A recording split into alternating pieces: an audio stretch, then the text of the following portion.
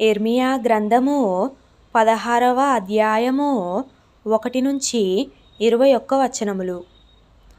మరియు యెహోవా వాక్కు నాకు ప్రత్యక్షమై ఇలాగు సెలవిచ్చెను, ఈ స్థలమందు నీకు కుమారులైనను కుమార్తెలైనను పుట్టకుండునట్లు నీవు వివాహము చేసుకొనకూడదు.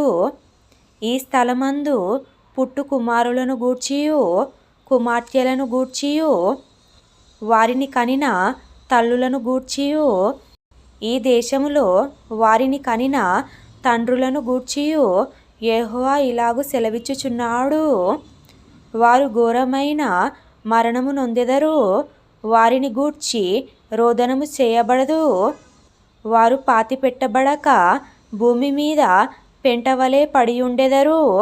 వారు ఖడ్గము చేతను క్షామము చేతను నశించెదరు.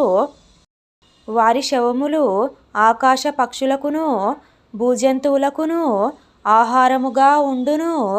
యెహోవా ఇలాగు సెలవిచ్చుచున్నాడు, నేను ఈ ప్రజలకు నా సమాధానము కలగనీయకయు వారి ఎడల నా కృపావాత్సల్యములను చూపకయు ఉన్నాను గనుక రోదనము చేయు ఇంటిలోనికి నీవు పోకుము. వారిని గూర్చి అంగలార్చుటకు పోకుము. ఎవరిని ఓదార్చుటకు వెళ్ళకుము. ఇదే యెహోవా వాక్కు. గనులేమి అల్పులేమి ఈ దేశమందున్న వారు చనిపోయి పాతిపెట్టబడరు. వారి నిమిత్తము ఎవరును అంగలార్చకుందురు. ఎవరును తమ్మును తాము కోసికొనకుందురు.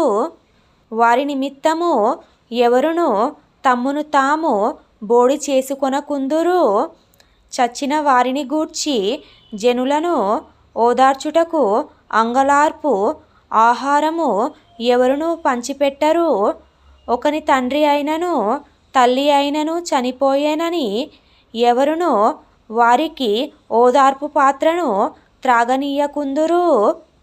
వారి యొద్ద కూర్చుండి అన్నపానములు పుచ్చుకొనుటకు నీవు విందుశాలలో ప్రవేశింపకూడదు.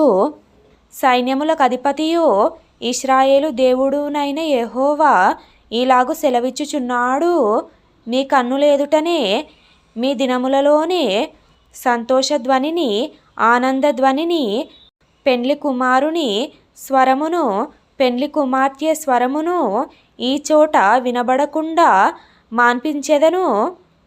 నీవు ఈ మాటలన్నీయు ఈ ప్రజలకు తెలియజెప్పిన తరువాత వారు దేని బట్టి యెహోవా మాకు ఈ ఘోరబాధ అంతయు నియమించెను, మా దేవుడైన యెహోవాకు విరోధముగా మా దోషమేమి మా పాపమేమి అని నిన్నడుగగా నీవు వారితో ఇట్లనుము, యెహోవా ఈ మాట సెలవిచ్చుచున్నాడు, మీ పితరులు నన్ను విడిచి అన్య దేవతలను అనుసరించి పూజించి వాటికి నమస్కారము చేయుటను బట్టియే గదా వారు నా ధర్మశాస్త్రమును గైకొనక నన్ను విసర్జించిరి.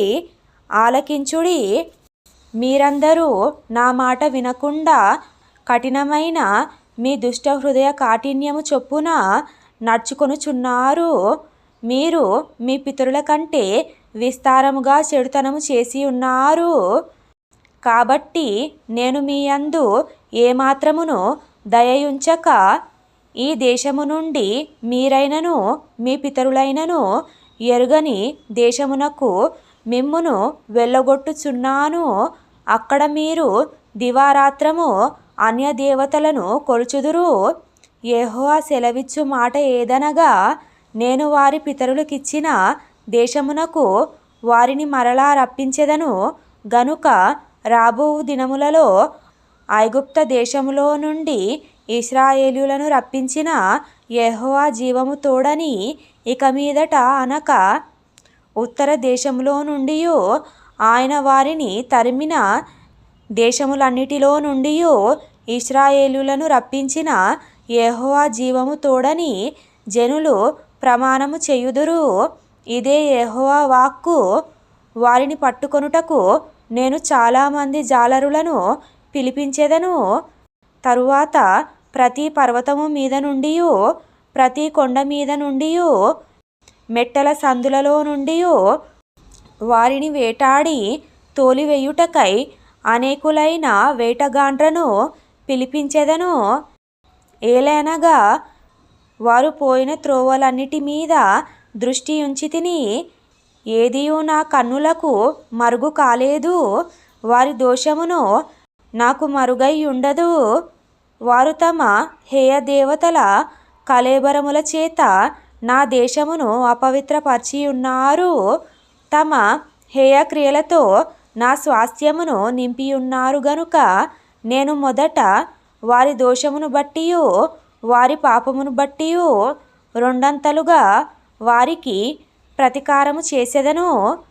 యెహోవా నా బలమా, నా దుర్గమా, ఆపత్కాలమందు నా ఆశ్రయమా, భూదిగంతముల నుండి జనములు నీ యొద్దకు వచ్చి మా పితరులు వ్యర్థమును మాయారూపమును నిష్ప్రయోజనమునగు వాటిని మాత్రము స్వతంత్రించుకొనిరని చెప్పుదురు. నరులు తమకు దేవతలను కల్పించుకొందురా, అయినను అవి దైవములు కావు. కాబట్టి నా నామము యెహోవా అని వారు తెలుసుకొనున్నట్లు నేను ఈసారి వారికి అనుభవము కలగజేతును.